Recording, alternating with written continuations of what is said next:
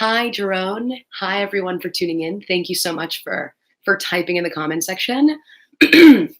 So this topic today, I think, is relevant for so many people, especially if you're in the reconciliation arena right now.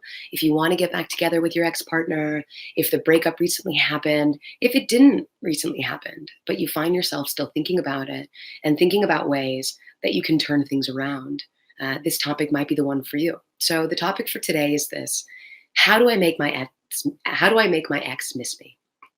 I think so many of us, even if our intentions might not be to salvage the relationship, we want to feel loved. We want to be missed. We want to feel relevant. And so I wanted to share three really successful ways that I've seen exes miss their exes. So, step number one, or tip number one, is going to feel really counterintuitive. For those of you who are familiar with our work, this is a key principle in our methodologies here at Love Advice TV. It's something that we've seen so much success with, and that is not reaching out.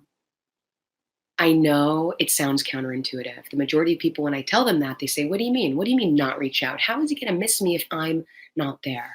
But I ask you to actually ask yourself that question. How is he going to miss me when I'm there? Does that make sense? Is he going to be able to recognize that I'm no longer in his life if I don't leave it? Is he going to be able to recognize that I mattered and that I elevated the quality of his life if he doesn't recognize or realize what it's like when I'm gone? See, they dated you, and that means you're a habit. Habits are really hard to break, and you need to make them experience what breaking up with that habit feels like. So it's more than just breaking up with you, it's breaking up with a habit. No one likes to let go of habits. That's why they're habits. We like them and we want to recreate them on a daily basis. So if you incorporate something into your routine and it's snatched away and cannot be found, you are left really wondering what changed. You want them to recognize that without you in their lives, something has changed. Something potentially worse is now in its place. I know, excuse me, I've been under the weather, by the way, which is why I didn't make a live last week. So if I cough throughout this live, my apologies. Um, you know, if you want to reach out, then I ask, okay, so if you want to reach out and you don't think radio silence, which is something that we refer to, that's the title we give not reaching out, that period of not reaching out is radio silence, or otherwise known as no contact. If you want to reach out, do you think it's going to miss them or frustrate them? If a breakup happened, it's because it happened, right? And so if your partner wants space and you don't give it to them, you will do the opposite of miss. You will create frustration. You will make them less wanting or willing to spend time with you. So, tip number one, don't reach out. Give it time. Make yourself absent in their lives so that they can experience longing and they can say, wait, where did that habit go? Tip number two, now that you're not reaching out to your ex, you're going to have a lot more free time on your hands. And that means it's important for you not to be very predictable. Switch up your routine. That is tip number two to getting your ex to miss you. Here's why. When we see our exes making new memories without us, trying new things, going new places, we can't help but recognize that we are not a part of those plans.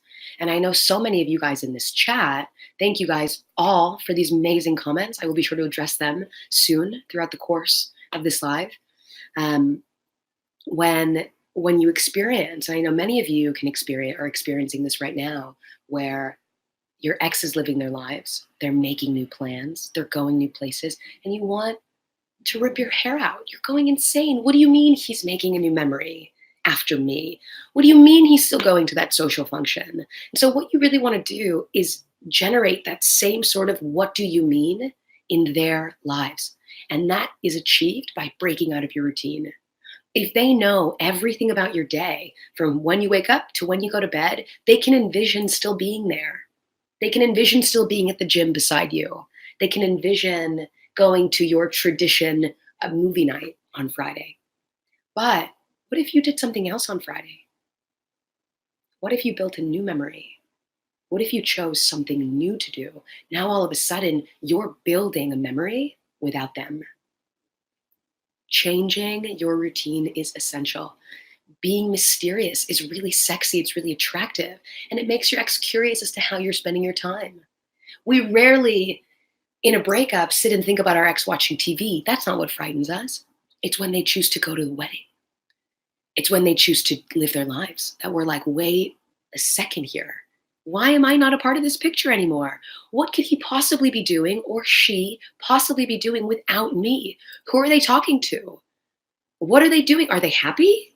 Are they excited? Can they feel happiness without me? See, this is sort of the spiral we enter when we see our exes do something new. So I really want you to be mindful of this now that you have all this free time where you're not reaching out to your ex because you are in radio silence. Flesh out your schedule. Something that I do, I'm such a visual learner.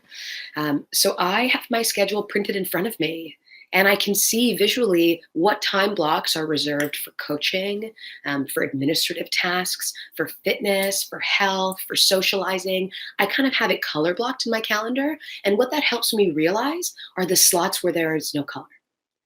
So in a schedule of all of these colors and all of these commitments, when I find slots that are empty, I can immediately tailor something to fill it.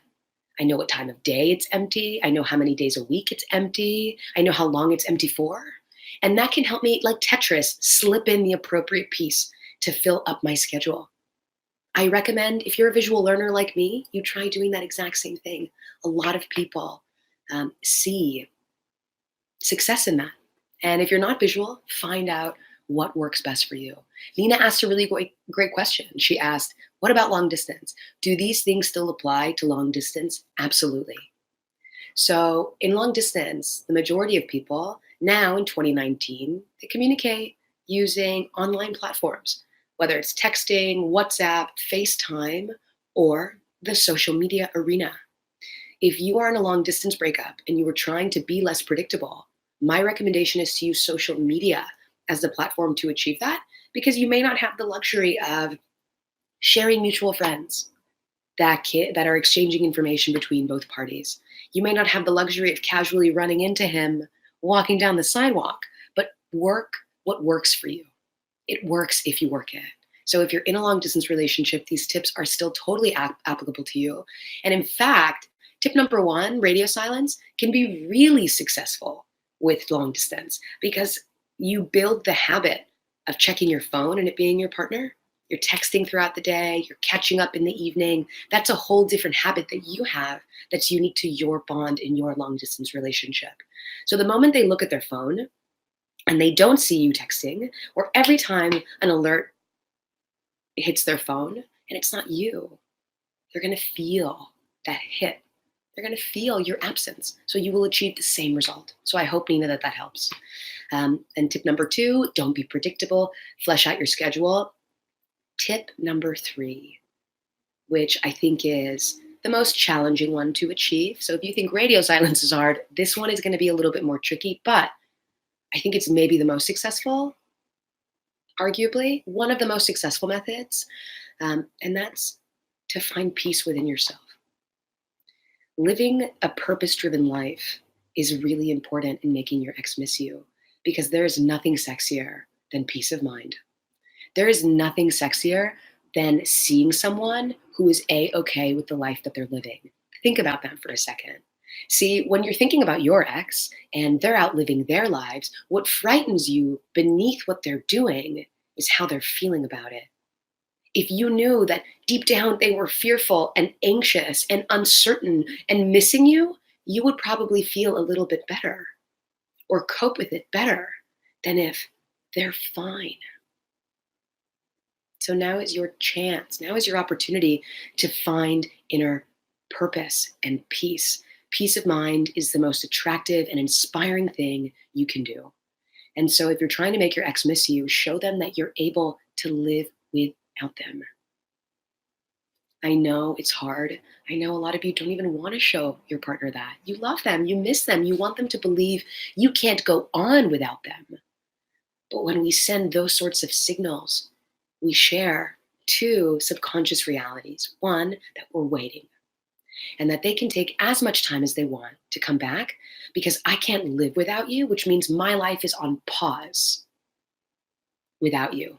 It's like pausing a video game and going out to have pizza with your friends. I'll be here in the same spot when you get back ready to play. So that's subconscious reality, what number one, that you don't necessarily want to showcase because it gives them all the power, which is the reality number two, the power. They've got it. If they know they've walked away with your inner peace, they've got it. Think about that. And so basically, a lot of people might be asking, and I'm reading in the comments, well, how in the world do I find inner peace? That is a really tall order. It's arguably one of the most challenging things that we experience on earth is trying to find ways to sustain peace of mind.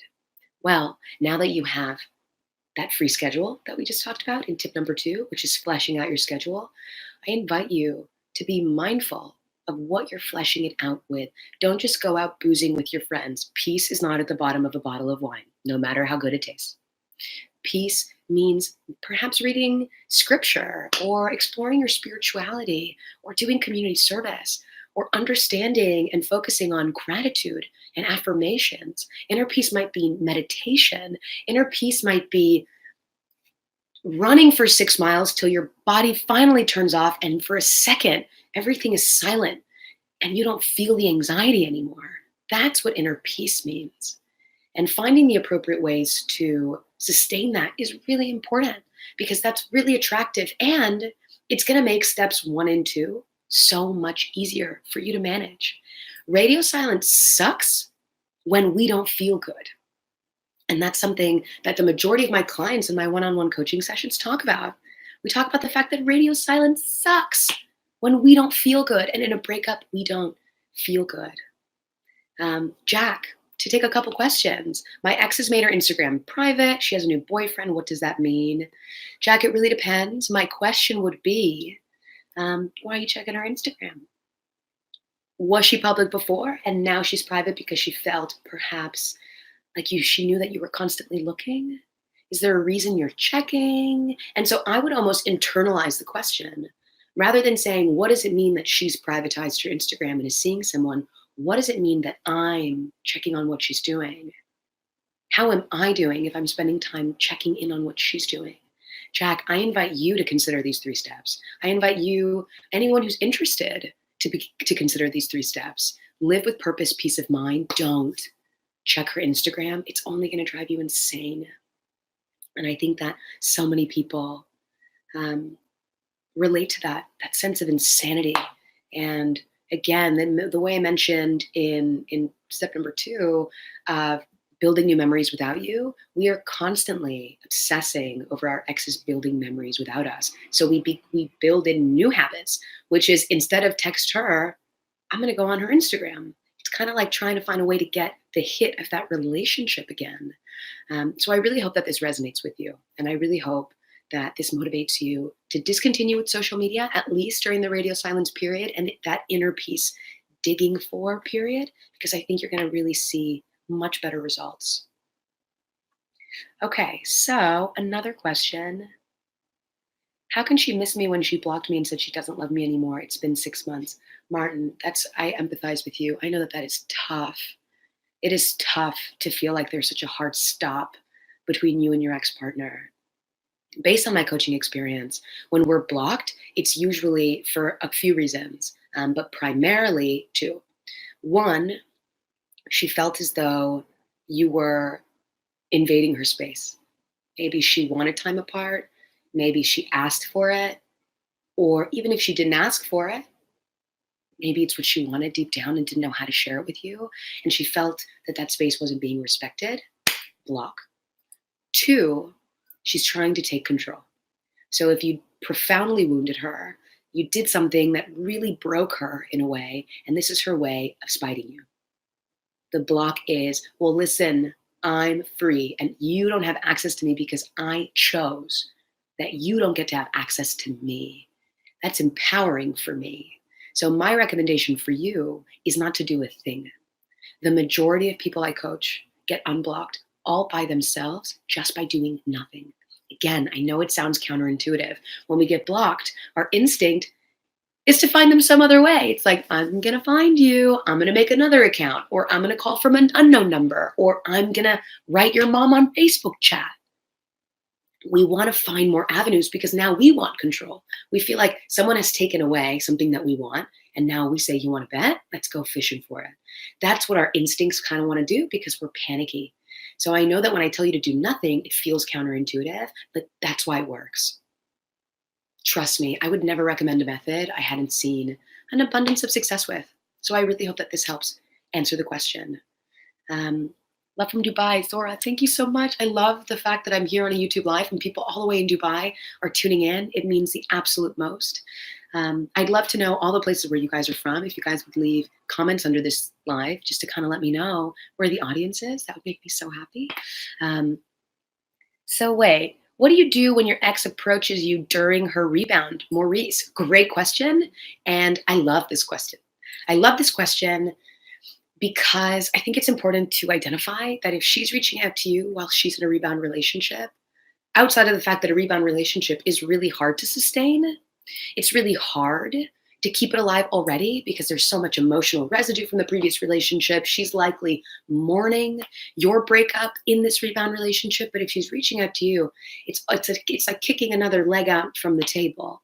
It just can't balance. So if she is doing this, she's setting her relationship up to fail. So Maurice, I hope that that gives you peace of mind in knowing that if she's reaching out to you, it can't be because she's truly happy somewhere else. Because if she was happy, she would be. She'd be too busy to do anything. So I hope that that resonates.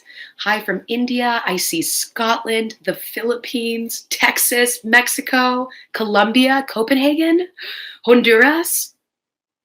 I'm a very emotional person. I don't know if you guys know this about me, so I might tear up when I look at things like this. I feel so much purpose here on this channel. Thank you guys for giving me a platform to be myself and to coach and to help you navigate through really challenging periods in your lives, because I get it. It sucks. It's just not easy. And I'm sending you all so much love. I hope that these 3 tips were helpful for you.